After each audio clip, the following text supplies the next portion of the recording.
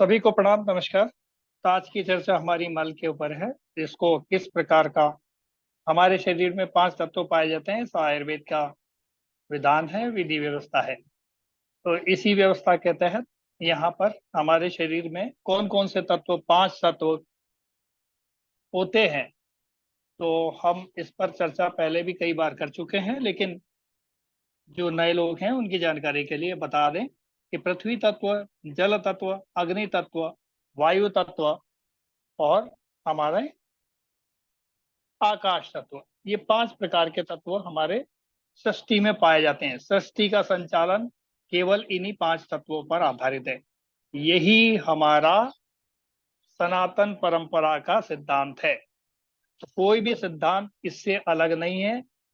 वैदिक परंपरा या सनातन पद्धति जो है इसी पर आधारित है, इसी से चलती है। सारी सृष्टि का संचालन इन्हीं 5 तत्वों का आधारित होता है और इसी से बीमारियां आती जाती हैं।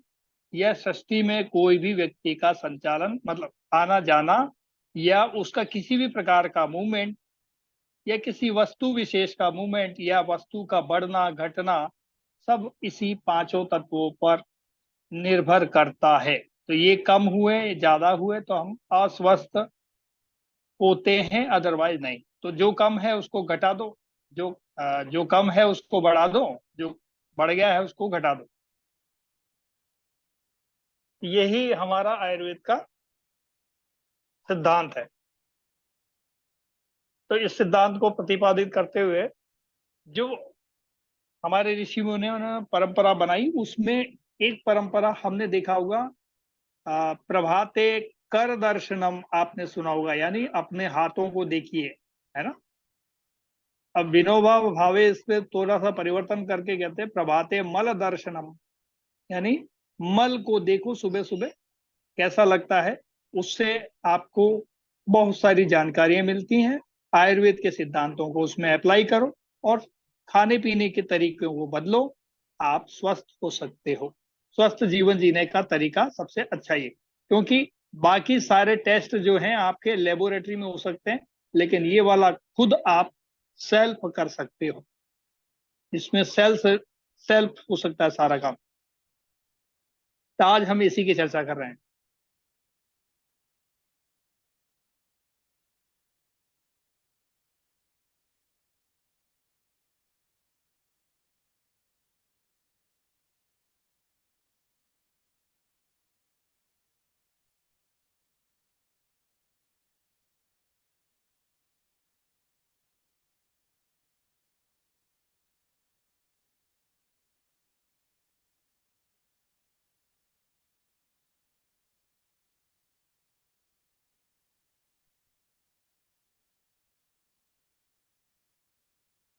तो आयुर्वेद के दृष्टिकोण में 3 मल बताए गए हैं। तीनों मल का मैं आपको वर्णन बता देता हूं।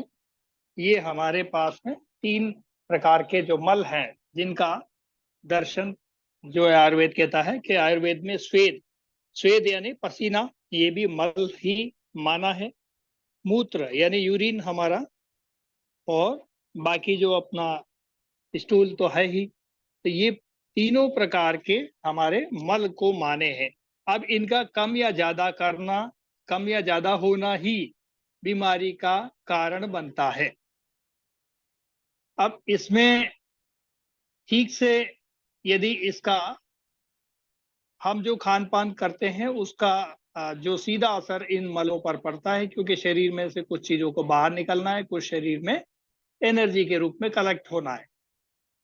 तो जो एनर्जी के रूप में कलेक्ट होना है वो तो हो गया, लेकिन जो बाहर नहीं निकला वेस्ट, वेस्ट पदार्थ, वही हमारी बीमारी का कारण है। तो बीमारी का कारण क्या क्या हो सकता है? एक तो पसीना, किसी को ज्यादा आता है तो भी वो बीमारी का कारण है, कम है तब भी बीमारी का कारण है। ऐसे ही यूरिन, यूरिन भी ज्यादा किसी को हो रहा है तो वो भी बीमारी का प्रतीक है, और कम हो रहा है तो भी प्रतीक है। ठीक इसी प्रकार हमारा जो स्टूल है, स्टूल यदि अच्छा है, ज्यादा है, शरीर में से ज्यादा निकल जाए तो फिर हमको बहुत ज्यादा कमजोरी फील होती है। जैसे हमारा लूज मोशन जब हुआ करता है अक्सर कर, जिन लोगों को भी होता है उनको कैसा फील होता होगा, कभी आप में से भी किसी को ये घटनाक्रम हुआ होगा, तो ये ऐसा फील होता है बिल्कुल शरीर में से जैसे जान निकाल दी हो, बहुत ज्यादा कमजोरी फील होती है। ये जो कमजोरी जो फील हो रही है, ये मल के अतिरिक्त मात्रा में बाहर ज्यादा निकलने के कारण हुआ है। अब हमारा जो सम अवस्था में रहे मल, ज्यादा बाहर न निकले, ज्यादा भी न रहे और ज्यादा निकले भी ना, जो हमने यूज किया है, यानी मल अंदर रहेगा तभी शरीर को चलाने की क्षमता प्रदान कर पाएगा। पूरी तरह से आप खाली कर देंगे तो आपको कमजोरी फील होती है। अक्सर कर देखा होगा आपने कि कई लोगों को एनिमा लगाने के बाद कमजोरी होती है, कई लोगों को स्टूल पास होने के बाद में जब पेट साफ हो जाता है आनंद आता है, लेकिन कईयों को बहुत ज्यादा कमजोरी फील होती है। ऐसा लगता है कि जैसे शरीर में कुछ है नहीं, बेजान हो गया शरीर। राइट। तो इसका मतलब ये हुआ कि सम मात्रा में रहे ये तीनों मल तो अच्छा है, अतिरिक्त मात्रा में जाए तो खराब। सॉरी। तब हम चर्चा करेंगे ये दो मल की, हमारा 1 नंबर का और 2 नंबर का, इसी की आज हम चर्चा करते हैं।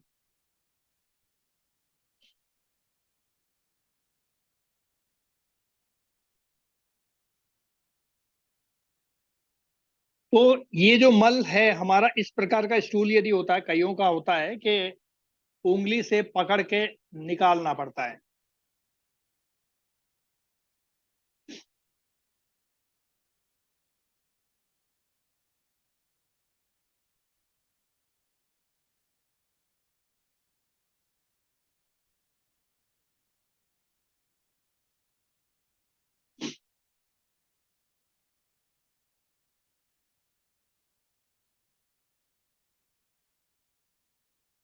तभी मैं आपको बता रहा था कि मल मल यदि बहुत ज्यादा निकल जाए तो आपका बल की क्षीणता होती है और बल जैसा काम करता है, इसलिए ये सम अवस्था में रहना चाहिए। अब हम 1 नंबर का टाइप का मल की चर्चा करते हैं, जिसमें एकदम कड़क, बहुत ज्यादा हार्ड मल दिख रहा है। इसको कई बार ऐसा होता है कि बकरी बकरी की मिंगनी होती है, बकरी का जो मल होता है ठीक इसी प्रकार होता है और बड़ा मुश्किल से इसको निकालना पड़ता है। खास करके बच्चों के अंदर होता है, उंगली से पकड़ के निकालना पड़ता है।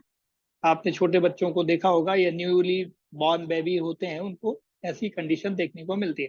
या फिर जो ऐसी लेडीज होती हैं जो कई दिनों से एंटीबायोटिक्स का प्रयोग कर रही हैं, तो प्रसूता स्थिति में है, तब भी उनको या तो एनीमा देके निकालना होता है या फिर ऐसा कभी टाइट मल होता है। या फिर ऐसी स्थिति तब आती है जो या वृद्धावस्था में लोगों को अक्सर कर देखने को मिलता है। ओल्ड एज पर्सन को कई बार इस तरह की स्थिति देखने को मिलती है। तो कई बार किसी बीमारियों के कारण या ऐसी दवाओं के कारण भी, जिनके साइड इफेक्ट के कारण भी ऐसी स्थिति हो सकती है। तो ये क्यों होती है? आयुर्वेद कहता है इस दृष्टिकोण से कि हमारे शरीर में 5 तत्व हैं। 5 तत्वों में यदि फायर यानी आग या एयर हवा, जब शरीर में वो 2 तत्व जब वृद्धि कर जाते हैं, ज्यादा बढ़ जाते हैं, तो क्या होता है? हमारा मल या शरीर सूखने लगता है। शरीर छोड़ो, शरीर की हर चीजें श्रिंक करने लगती हैं। कई बार डॉक्टर कहते हैं कि आपकी किडनी श्रिंक कर रही है, कभी कभी बोलते हैं कि क्या श्रिंक कर रहा है, कभी कुछ श्रिंक कर रहा है। ये श्रिंक क्यों कर रहा है? ये श्रिंक करने का कारण ही यही है, उसके अंदर एयर और फायर एलिमेंट दोनों बढ़ गया। यानी 2 एलिमेंट को हमें कम कर देना है तो हमारी समस्या का समाधान हो सकता है। ठीक है, तो हमको इसी को समझना है। तो इस तरह का पत्थर जैसा मल जिसको उंगली से निकालने वाली स्थिति आती है,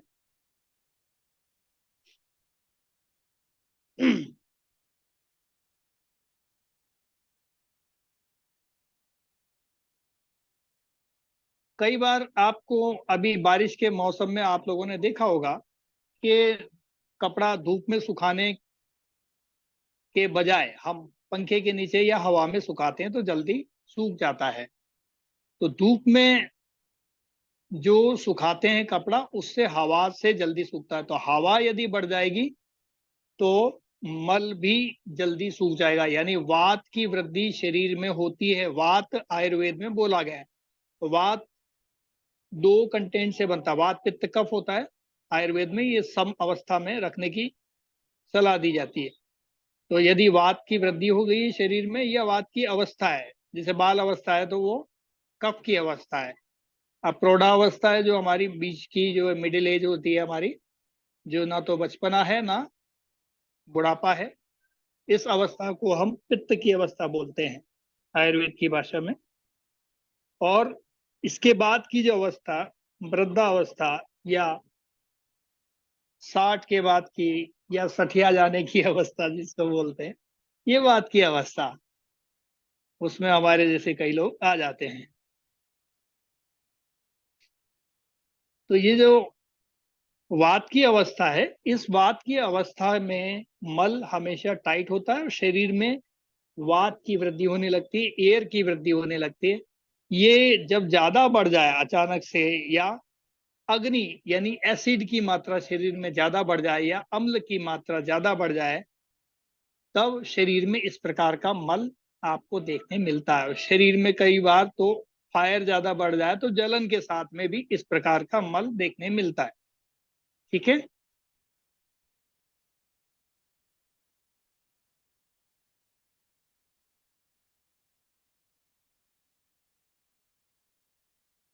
तो वायु और अग्नि दोनों बढ़ने के कारण ऐसा कड़क मल देखने को मिलता है। अब ऐसी कंडीशन में क्या किया जाए? अच्छा, दूसरे में भी आपने वात पित्त के कारण ही आपका मल ऐसा हो रहा है, उसमें थोड़ा सा पहले वाले से अपेक्षाकृत थोड़ा सा कम हार्ड है, उसमें लंपी कंडीशन जो है देखने को मिल रही है आपको। इसमें भी क्या हुआ है, एयर और फायर दोनों बढ़ गए हैं। ठीक है। तो ऐसी कंडीशन देखने को मिलती है। तो ये दोनों दोनों जो मल है, पहले वाला तो बकरी के मिंगनी जैसा हो जाएगा, वो छितरा सकता है, लेकिन ये थोड़ा सा बंधा हुआ रहेगा, थोड़ा टाइट रहेगा। तो पित्त बढ़ा हुआ है, पहले से थोड़ा कम, यानी दूसरे वाले में पित्त कम बढ़ा है ना। और उसमें वात भी कम बढ़ा है, पहले वाले में ज्यादा था, इसमें थोड़ा सा कम है। तो इस तरह की कंडीशन में क्या होता है कि आपको डाइट में परिवर्तन करने की आवश्यकता है। अब क्या परिवर्तन करना चाहिए? जो तीखा खाना है, जो मिर्च वाला है, आपको इन चीजों से दूर रहना है। जो गर्म तासीर वाली चीजें हैं, उनको अवॉइड करना चलेगा, इनको अवॉइड करना पड़ेगा। और ये जो बताता है कि शरीर में जल यानी वाटर एलिमेंट आपके शरीर में कम हो रहा है, तो ज्यादा नहीं पीना, सिप सिप करके पीना, लार के साथ मिक्स करके पीना चाहिए।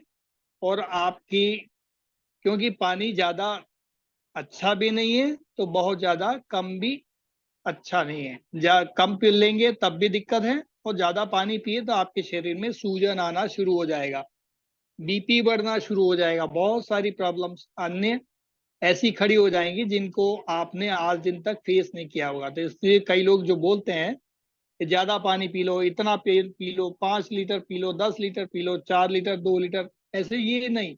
आपके शरीर की रिक्वायरमेंट तय करेगी। आपको यदि प्यास लग रही है तभी पानी पीजिए, ज्यादा पिएंगे तो आपको ये बीमारी दे सकती है।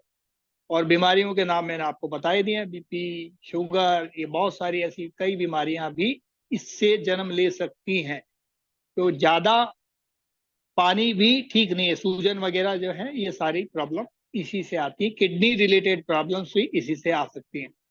तो कम पानी भी ठीक नहीं, ज्यादा भी पीना ठीक नहीं, यानी सम अवस्था में रहना। अब ये सम अवस्था की क्या परिभाषा? परिभाषा ये होनी चाहिए कि आपके शरीर की यदि रिक्वायरमेंट है तो आप सिप सिप करके लार में मिक्स करके पानी पीजिए। खड़े होके पानी कभी नहीं पीना है, बैठ करके पानी उकड़ू बैठ कर पियेंगे तो बहुत ही बढ़िया। और उसको लार में घुमाइए, घुमा करके मिक्स करके फिर उसको पीना है। तो चिड़िया को देख लीजिए, चिड़िया कैसे करती है, कबूतर देख लीजिए, पक्षी जितने भी हैं, एकदम इनको पता नहीं कौन सी यूनिवर्सिटी ने पढ़ाया, ये एकदम एक बूंद उठाते हैं, ऊपर गर्दन को हिलाते हैं और फिर वो लार में मिक्स करके उसको पीते हैं। तो आप भी इनका अनुसरण करने लग जाइए तो आपको बहुत सारी प्रॉब्लम में राहत मिलना शुरू हो जाएगी। अब खान पान में क्या करना, तो मीठी चीजों का प्रयोग करना या मुनक्के जैसी चीजों का प्रयोग करना।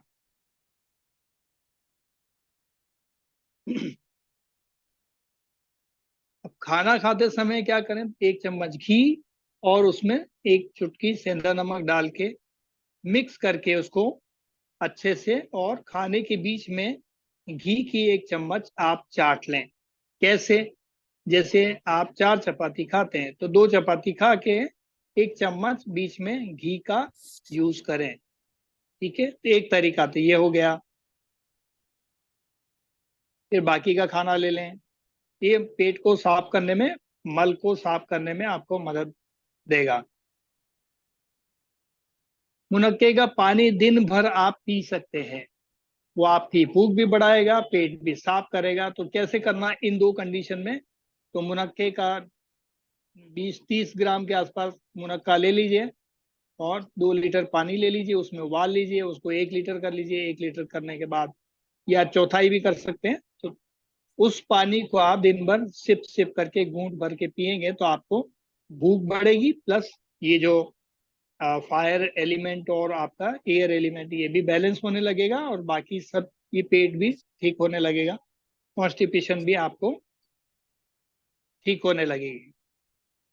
खाने पीने में मधुर रस वाली मीठी चीजों को आपको बढ़ाना श्रेष्ठ है। दूध ऐड कर सकते हैं, इस प्रकार की चीजें लेंगे तो ये कड़कपन कम होगा, और इसमें इस प्रकार के स्टूल वाली इस अवस्था में आपको आराम मिलेगा।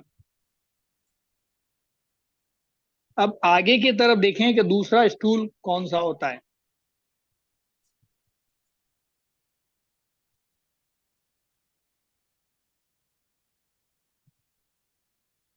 तो अक्सर कर देखते हैं कि हम इसको 3 और 4 नंबर का जो मल है, आपको इस अवस्था में होना चाहिए।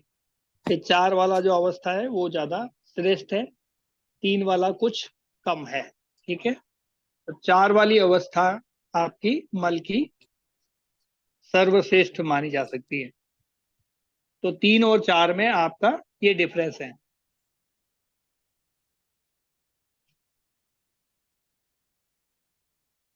तो इसमें इन दोनों अवस्थाओं में आपको टेंशन लेने की या सोचने की कोई जरूरत है नहीं, इजीली ये आपका पास आउट हो जाएगा। अब चर्चा करेंगे 5 नंबर।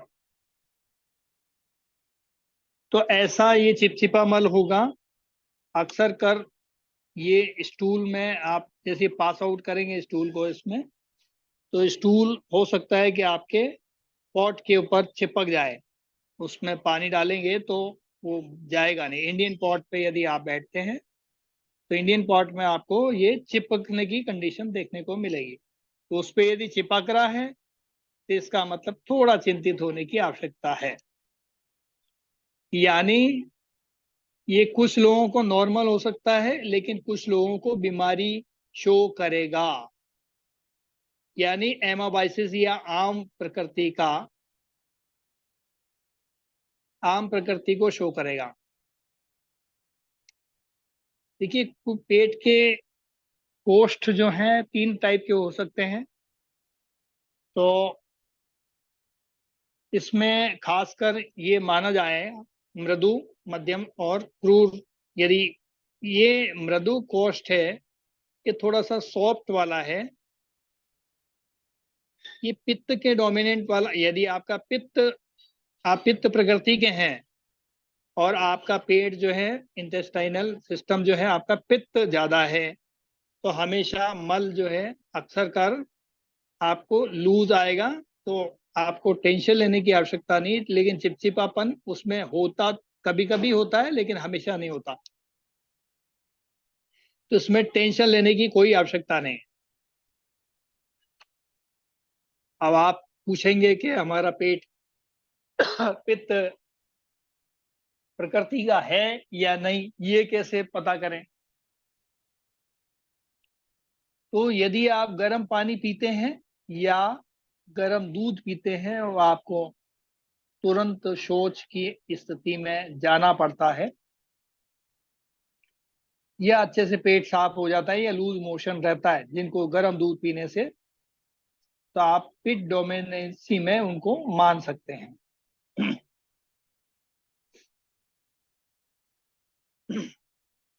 और पित्त की कंडीशन नहीं है और उसमें पिट डोमिनेंसी नहीं है और आपको मल में दुर्गंध देखने को मिलती है, चिपचिपापन देखने को मिल रहा है, तो ये शो करता है कि वाटर और अर्थ एलिमेंट दोनों आपके शरीर में बढ़ गया है। क्या बढ़ गया है? वाटर और अर्थ एलिमेंट बॉडी में बढ़ गया।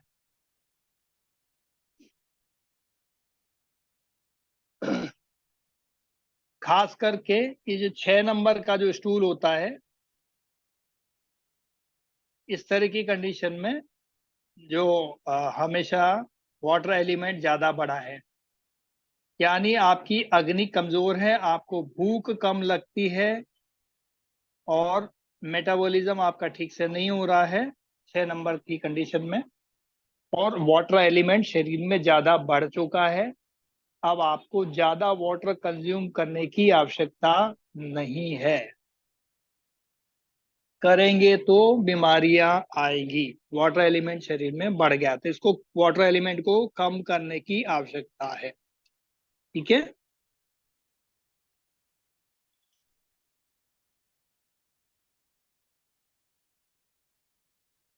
ऐसी कंडीशन तब आती हैं, कुछ लोग जो दिन में सो जाते हैं तो उनको भी ये कई बार ये स्थिति देखने मिल सकती है।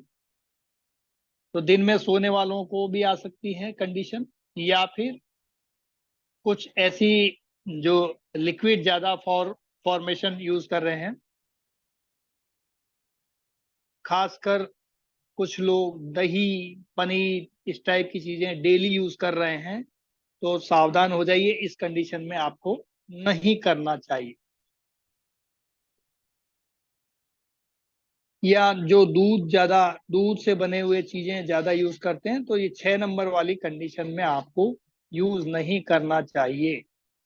एकदम से आप स्टॉप करते ही रिजल्ट आप देख लेंगे, दूसरे ही दिन, सेम डे, सेकेंड डे ही आपको रिजल्ट देखने को मिल जाएगा। तो इस तरह से आप अपने आप को बैलेंस करके बॉडी को चला सकते हैं, स्वस्थ रह सकते हैं, कोई बीमारियां ना हो, ऐसी कंडीशन। तो 1 नंबर 2 नंबर जो स्टूल है, उसमें आपके लिए दूध बहुत बढ़िया था, लेकिन ये दिन में सोना, भूख नहीं लग रही है फिर भी खाना खा लेना, ये सब कंडीशन अभी 5 और 6 नंबर के लिए बहुत खराब कंडीशन हो सकती है। तो आपको बी अलर्ट रहने की जरूरत है।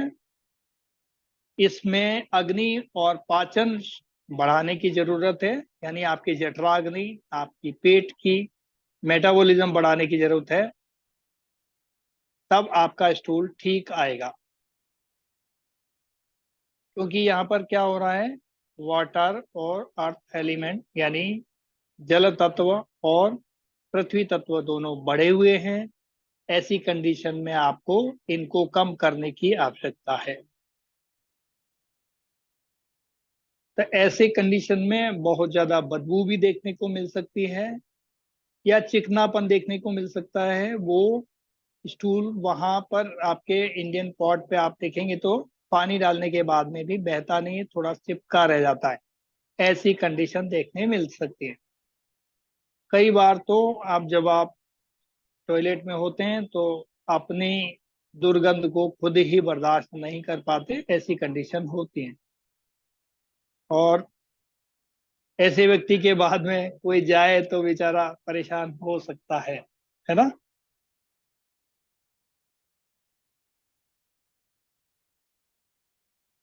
कई बार कोई टॉयलेट में गया, उसके बाद में हम जाते हैं तो हमारे नाक के अंदर जलन होती है उसकी गंध से, तो वो भी पित्त डोमिनेंसी या एसिड बहुत ज्यादा बॉडी में होने का शो करता है, जो हमसे पहले गया उसको।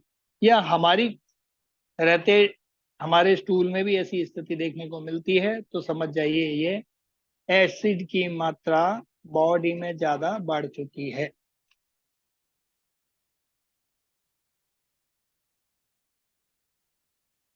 डाइट में नरिशमेंट या मिल्क प्रोडक्ट आपको हटाने पड़ेंगे, बिल्कुल।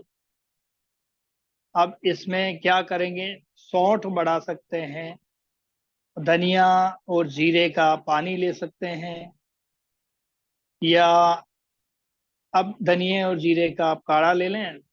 करीबन 25 से 30 ग्राम धनिया और जीरा दोनों मिला करके लेकर के 30 ग्राम 2 लीटर पानी में ले करके उबाल लीजिए।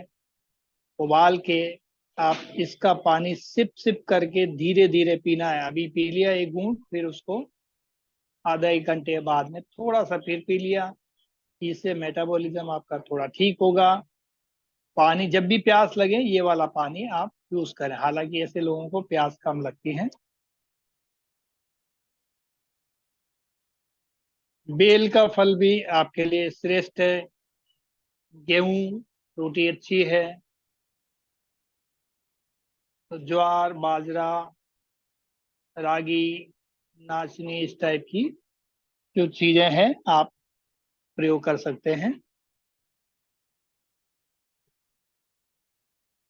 अब इसके बाद जो 7वें नंबर का, वाटर एलिमेंट ज्यादा बढ़ गया, ऐसा लूज मोशन शो कर रहा है, तो बहुत ज्यादा है, बार बार इसकी फ्रिक्वेंसी ज्यादा है, तो आपको डॉक्टर से कंसल्ट करना चाहिए। ऐसी कंडीशन में डॉक्टर्स के सिवा आपका कोई भी समाधान नहीं कर सकता, क्योंकि हो सकता है धीरे धीरे पानी की कमी शरीर में हो जाए, या ग्लूकोज की कमी हो जाए, कमजोरी ज्यादा फील होने लगे। ठीक है।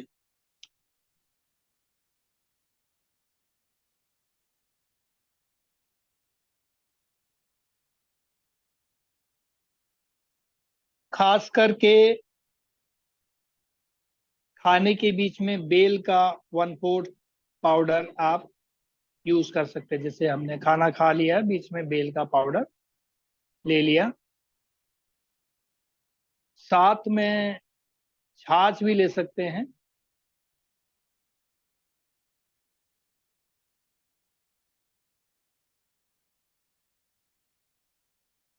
नागर मोथा भी यूज कर सकते हैं। और जो सुखाने का काम कर सकता है, ये पानी को सुखाता है, यानी बॉडी में ड्राइनेस लाता है, तो नागर मोथा शोषण करता है, सुखाने में मदद करता है। एक्स्ट्रा लिक्विड बॉडी में बढ़ा है तो ये आपको मदद कर सकता है। वही इसका काढ़ा बना लेना है। 30 ग्राम आपको पानी में डाल देना है 2 लीटर में, और उसको उबाल करके 1 लीटर कर लेना। आधा करने के बाद में यही दिन भर आपको पानी सिप सिप करके बीच बीच में थोड़ा थोड़ा पीते रहना है। यही आपकी दवा, आपका उस एक्स्ट्रा क्लेट जो पानी, जो वाटर एलिमेंट बॉडी में से ज्यादा निकल रहा है, ये इस पे कंट्रोल करने में आप मदद कर सकता है। साथ में इसमें शहद मिला लेंगे तो और ज्यादा सोने पे सुहागा हो जाएगा। तो इस तरह का शरीर में पानी ज्यादा बढ़ा है तो उसको सुखाने में ये सब चीजें कर सकते हैं। खाने में जीरा धनिया सबसे ज्यादा यूज करेंगे तो ये सुखाने में मदद करेगा। पानी को, वाटर एलिमेंट को सुखाने में ये 3-4 चीजें आपको मददगार साबित हो सकती हैं। शरीर में किसी भी कारण से कोई भी कहे कि वाटर एलिमेंट बढ़ गया है, या कहीं कहते हैं, कई बार डॉक्टर्स कह देते हैं कि पानी का शरीर में इकट्ठा होना पाया जा रहा है, चाहे कहीं भी हो, तब भी ये नागरमोथा शहद, ऐसी दवाओं का हम प्रयोग कर सकते हैं। वैसे डॉक्टरी सलाह पर करना चाहिए, क्योंकि ये स्थितियां डॉक्टर के संरक्षण में हो तो ज्यादा है। ठीक है, क्योंकि ये स्थिति डॉक्टर के लिए सजेस्ट करती है। ठीक, तो यहाँ तक कई लोगों का ये होता है कि पेट साफ नहीं होता है, तो दिन भर लोगों का चिड़चिड़ापन बना रह सकता है। तो ऐसी स्थितियां भी हमको देखने मिलती हैं।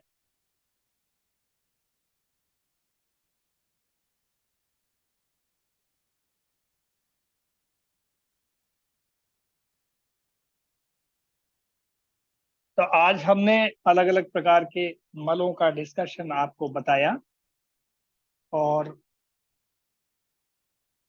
गट हेल्थ ब्रेन से ज्यादा जुड़ा है। यानी गट आपका जितना अच्छा है उतना ब्रेन अच्छा काम करता है, ऐसा कहा जाता है। इसलिए 5 प्रकार के वात हमारे शरीर में पाए जाते हैं। उसमें अक्सर कर आपने देखा होगा प्राण, अपान, समान, व्यान, ये 5 प्रकार की वायु हमें देखने को मिलती है। उदान भी, है ना। तो ये जो वात है, 5 प्रकार के वात,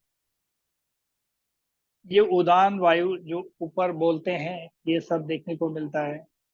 तीसरी व्यान वायु जो है वो पूरी बॉडी में घूमती है।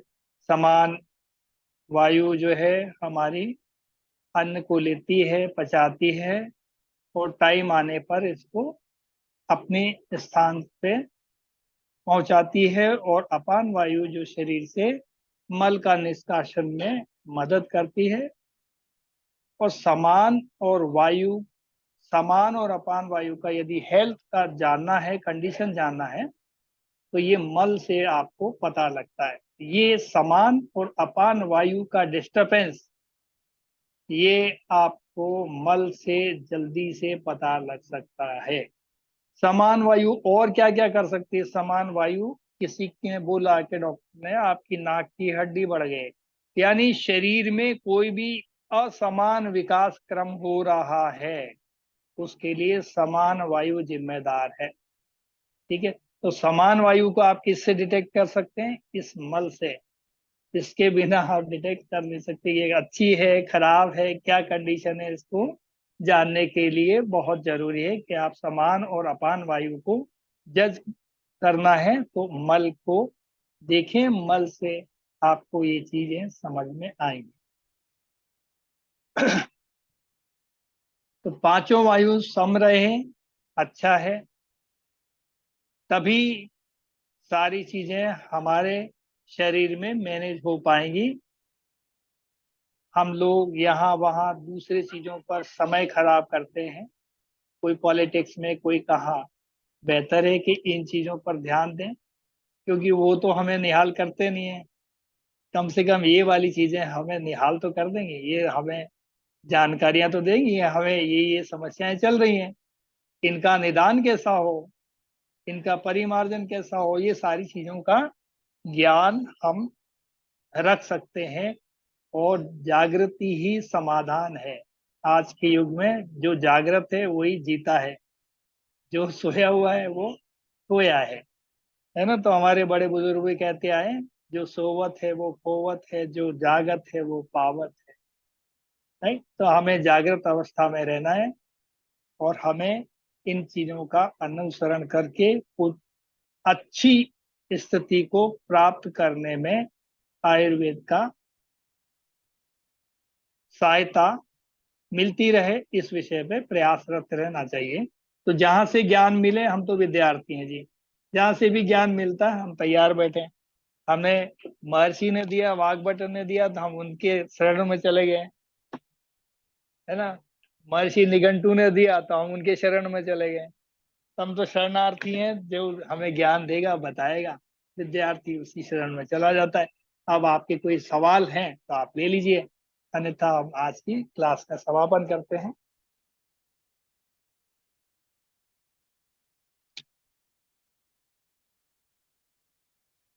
हेलो हेलो जी, नमस्कार जी। सर, नमस्कार। जी जी सर प्रणाम। जैसे आपने ये बताया कि ये नाक की हड्डी बढ़ गई तो हमारी समान वायु डिस्टर्ब्ड है, तो इसका हाँ जी बिल्कुल। निदान कैसे कर सकते हैं सर? हाँ, समान वायु को ठीक करने के लिए आपको प्रयासरत रहना पड़ेगा। समान वायु का मैंने बताया भी है वो अभी। घी वाला? हाँ, समान वायु बीच बीच में जो खाने के बीच में यदि लेते हैं, यही उपाय यदि खाने के बीच में लेते हैं तो समान वायु को ठीक करेगा। अपान वायु को ठीक करना है तो खाने के पहले लेना है, और बाद में ठीक करना है तो उदान वायु को ठीक करने के लिए आपको खाने के बाद में इसको ग्रहण करना है। तो सर लेकिन अपान पहले वायु चेक कर डिस्टर्ब लेना है? है, पहले जी। चेक करना जरूरी होगा कि आपकी कौन सी बात वायु बिगड़ी हुई है। उसी आधार पे अब जाने अनजाने में कुछ भी सामने वाला देख रहा है। नहीं सर, आपने अच्छा वो, समान वायु का तो बता दिया, और अपान वायु का कैसे पता लगेगा कि अपान वायु डिस्टर्ब्ड है? हाँ, अपान वायु का डिस्टरबेंस जो है आपको, आपने तो कोर्स किया है ना, तो आपको उसमें देखिए मैंने 5 प्रकार की वात के बारे में बताया था, नहीं उसमें जैसे, अपान वायु में जाइए। अच्छा नहीं वो सर वो तो आपने मुझे बताया, लेकिन जैसे हाँ, आपने ये सिम्टम बताया ना नाक की हड्डी बड़ी हुई, वो सिम्टम मैंने पूछा। वो आपको मल से या बॉडी के अंदर बहुत सारे सिम्टम्स हैं, वो समान वायु का मैंने अपान वायु का बहुत सारा बताया ना, उसकी क्रिया प्रतिक्रिया कहाँ से आती हैं, तो ओके। उनको जानेंगे, उनको जांचेंगे तभी, क्योंकि वो तो एक विस्तार है पूरा, पूरी 1 घंटे की क्लास है एक एक पे, है ना। तो एक बार आप देखिए उसको, पढ़िएगा उसको, वीडियो को निकाल के सुनिएगा, तो जी। आपको पांचों वात के बारे में सारा डिटेल है, किसमें कब क्या है।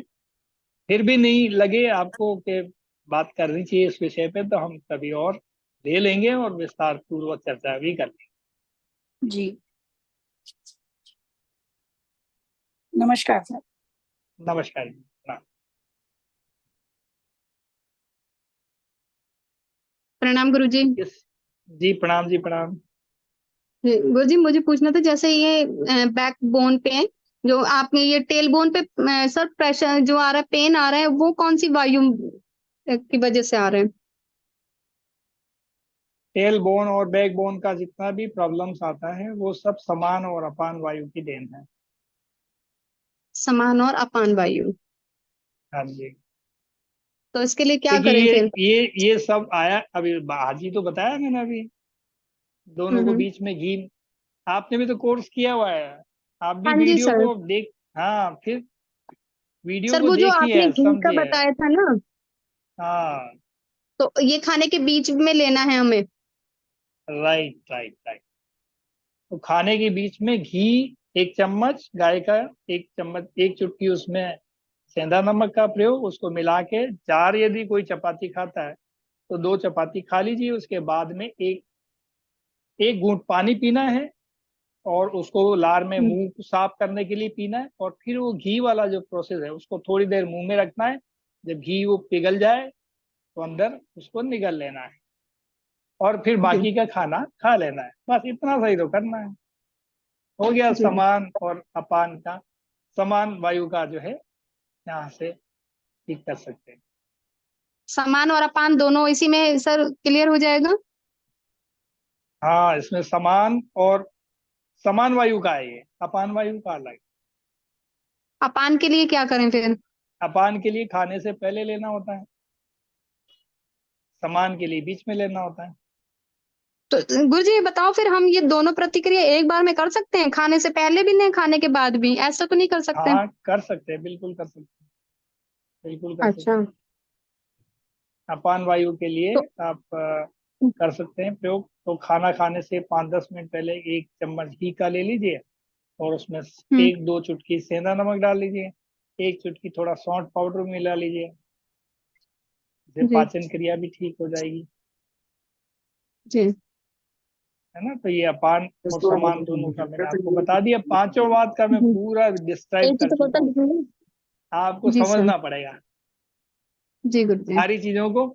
हमारे जितने भी अध्याय हैं उन सबको एक एक करके बारीकी से सुनिए आप, और बार बार सुनिए। जी हो गुरुजी। सकता है कई बार, देखिए मैं भी, हम सब विद्यार्थी हैं, मैं भी कंफर्म करता हम्म। हूँ कि भाई इस किताब में से कुछ छूट तो नहीं गया मेरा,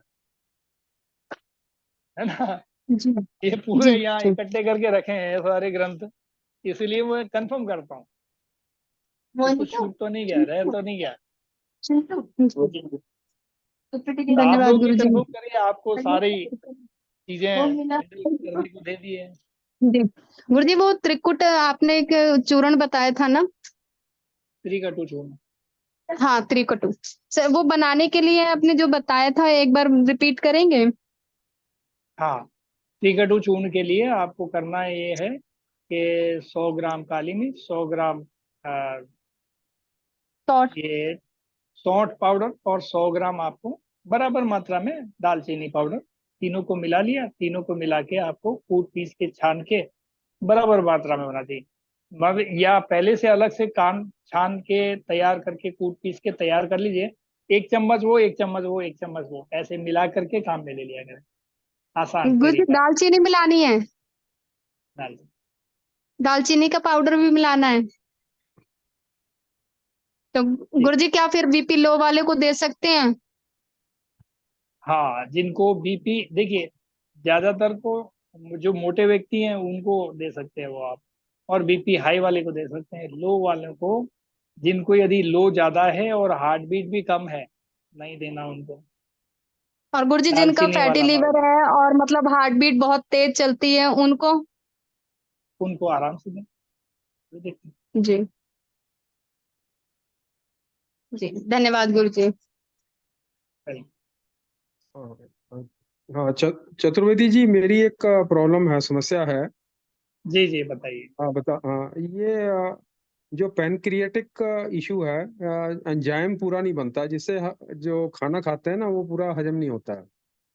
हाँ जी, हाँ जी। तो वो जो अनडाइजेस्टेड पेट में रह जाता है, उसकी वजह से काफी गैस्ट्रिक होती है और कभी कभी सोने में दिक्कत होती है। बैठना पड़ता है वज्रासन पे, काफी देर बैठा जी। रहता हूँ, फिर थोड़ा सा आराम पड़ता है, फिर सो पाता हूँ। तो मैंने खाने की डाइट तो कम कर दी है, उससे इम्प्रूवमेंट आई है, लेकिन ये पैनक्रेटिक वाला जो एंजाइम वाला इशू है वो नहीं रिजोल्व हो पा रहा। क्या कर सकते हैं इसमें? अच्छा, अभी एंजाइम नहीं बन पा रहा, ये डिटेक्ट हुआ है ना? हाँ, वो जो इलास्टेस टेस्ट होता है ना, इलास्टेन जो स्टूल टेस्ट होता है, तो राइट राइट। उसका उसका जनरली कहा जाता है कि 200 से ऊपर होना चाहिए। वो नीचे ही रहता है। वो पहले तो काफी कम था, 15-20 था, अभी थोड़ा 100 के आसपास है। जी हाँ, जी हाँ जी। और और इसके वो अलावा क्या क्या सिम्टम्स आते टॉयलेट हैं? वो टॉयलेट चिपकता भी है, मतलब कॉन्स्टिपेशन टाइप का रहता है, काफी देर बैठना पड़ता है टॉयलेट में। और गैस गैस भी बनती है, तो तंग करती है, छाती में थोड़ी सी जलन सी हो जाती है गैस। फिर मैं वज्रासन पे बैठता हूँ, गैस पास होती है तो रिलीफ मिलता है। Right right. थोड़ा सिर में दर्द रहता है, जब भी थोड़ा गैस गोस बन जाती है तो सिर में दर्द रहता है। हाँ जी, हाँ जी। यही सिम्टम है। देखिए, ऐसी कंडीशन में होता ये है कि जैसे पेट के अंदर अक्सर कर ऐसा होता होगा आपको, अगले 2-3 दिन में ये प्रॉब्लम खुद से खुद शॉर्ट आउट भी हो जाती है। हाँ, होती है ब्लोटिंग, जैसे ब्लोटिंग हो जाती है कभी गलती से, अगर थोड़ा फ्रूट ज्यादा खा लिया ना, जैसे तरबूज वगैरह है, तो उसकी क्वांटिटी थोड़ी ज्यादा ले ली, या खीरा खा लिया, तो ब्लोटिंग सी हो जाती है, पेट फूल सा जाता है, ब्लोटिंग हो जाती है, और फिर खाना खाने की इच्छा भी नहीं करती है, खा नहीं पाते हैं खाना उसके बाद ना। राइट। और वो ब्लोटिंग कम हो जाती है तब फिर थोड़ा सा और हैवी चीज कोई भी नहीं खा पाते। हैवी तो खाता ही नहीं हूँ वैसे मैं, जैसे राजमा हो गया, चने हो गए, सब लाइट चीजें ही लेता हूँ। पहले ये प्रॉब्लम हाँ काफी थी, ये पैंडेमिक के दौरान शुरू हुई थी, तो उस टाइम मेरे को समझ नहीं आया था, ट्रीटमेंट भी नहीं करा पाया, तो मैं रात को 2-2 3-3 घंटे वज्रासन पे बैठता था। वो एक्चुअली खाना जितना रूटीन में खाते थे उतना ही खा रहे थे, तो वो गैस काफी बनती होगी, अनडाइजेस्टेड रहता होगा पेट में, तो उस चीज का पता नहीं लगा। फिर मैंने डाइट रात को कम कर दी, दलिया या मिलेट वगैरह लेता हूँ, तो उसके बाद वो रात वाली प्रॉब्लम तो बहुत कम हो गई है। गैस्ट्रिक इतनी नहीं होती, लेकिन थोड़ी सी होती ही जरूर है। अगर खाने पे पूरा ध्यान ना दूं मैं, तो फिर होती है। बाहर बिल्कुल नहीं खाता हूँ, घर का ही खाना खाता हूँ मैं। तो हाँ जी, इसमें हाँ क्या जी। कर सकते हैं? इसमें ये कर सकते हैं कि अभी जो रात वाली प्रॉब्लम है, नहीं सुबह वाला दिन वाला प्रॉब्लम है ना, अभी तो हम्म एक मात्र। तो आप हम्म सुबह तो सुबह जब भी, मतलब लैक्सेटिव, एक चीज हो रहा है कि लैक्सेटिव लेने के बाद, कोई भी लैक्सेटिव ले लूं, मेरे को टॉयलेट नहीं आती है, अनलेस कि वो ये एलोपैथिक वाला ना लूं। तो राइट राइट। वो मतलब वो है, मैंने ये आयुर्वेदिक का भी कुछ दिखाया था ऑल इंडिया में भी, और भी उन्होंने मेरे को बताया कि आप ये जो आती है ना फक्की लेते हैं जो इसकी इसबगोल की, वो तो असर ही नहीं करता है। इसबगोल बिल्कुल असर नहीं करता। फिर उन्होंने कहा था 1 चम्मच इसबगोल और 1 चम्मच त्रिफला लेके लें। उससे भी थोड़ा बहुत इम्प्रूवमेंट हुआ, ज्यादा नहीं हुआ। लेकिन बाद में फिर ये सॉफ्टोवैक आता है जो एक लुपिन का ना, जो शुगर हाँ। फ्री, उसको मैं लेता हूँ 2 चम्मच उसके, तो इससे थोड़ा सा रिलीफ मिलता है इससे। ये बताया था कि लंबे टाइम ले सकते हैं आप, तो ये मैं लेता हूँ, फिर मैं बंद भी कर देता हूँ बीच में। हफ्ते में मतलब ये समझो कि 3 दिन तो ले ही लेता हूँ ये मैं। इससे थोड़ा रिलीफ मिलता है, अदरवाइज तो पास होने में दिक्कत होती है, ये है। हाँ, तो पहले तो भूख वगैरह भी नहीं लग रही होगी ना आपको? हाँ, भूख मेरे को बहुत ज्यादा नहीं लगती अभी तो, मतलब जैसे डाइट मैंने कम कर दी ना, उससे मेरे को रिलीफ तो मिला इस चीज में। लेकिन मेरी भूख कम हो गई है। मतलब मैं हाँ। 1.5 चपाती से ऊपर खा ही नहीं पाता हूँ, बड़ी हल्की होती है। 1.5 चपाती ब्रेकफास्ट में, 1.5 लंच में। अगर मैं उसमें 2 खा लूं या 2 से ज्यादा खा लूं तो इमीडिएटली पेट के अंदर हैवीनेस हो जाती है। और रात को मैं चपाती नहीं खाता, मैं दलिया ही खाता हूँ, या मिलेट ले लेता हूँ, बाजरे का, ये इसका ज्वारे का दलिया, या इस टाइप की चीज ही लेता हूँ। वो ठीक रहता है। वो फिर वो मेरे को आदत सी पड़ गई है। क्या हो गया, चपाती ले लूं तो एकदम हैवीनेस हो जाती है पेट में रात को। जी जी हाँ। जी हाँ। तो आप ऐसा करिए कि रात में हैवी फूड को अभी अवॉइड ही करें, क्योंकि हाँ, जो वो अवॉइड गट कर रहा हूँ। गट की, हाँ, वो गट की प्रॉब्लम वो परमानेंट हो गई है, तो हम्म, इसको थोड़ा अवॉइड करें। और दिन के खाने में आप ये बेल का शरबत है, ये ऐसी चीजों को आप दिन भर में आप ऐड कर सकते हो। बिना भूख के खाना नहीं खाना है ना, अच्छा, कोशिश ये ओके। करना है। और खाना हम्म। खाने से पहले आप हम्म।